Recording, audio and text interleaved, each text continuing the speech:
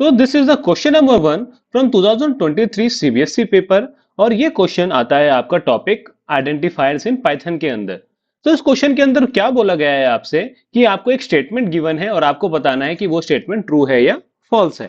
तो let's see the statement. Statement is कि identifiers are the names used to identify a variable function in an program. तो this is true. Y?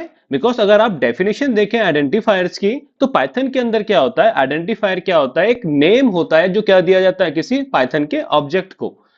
अब Python का object क्या होता है?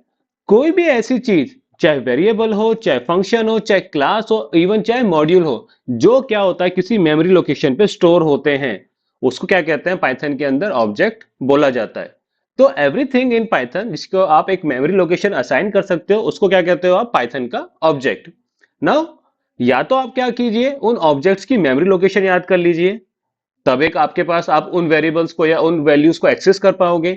या दूसरा ऑप्शन क्या होता है, उनका आप एक एलियासिंग नेम दे दीजिए, यानी एक रेफरेंस नेम दे दीजिए जिससे आप उस मेमोरी लोकेशन को रेफरेंस कर पाए।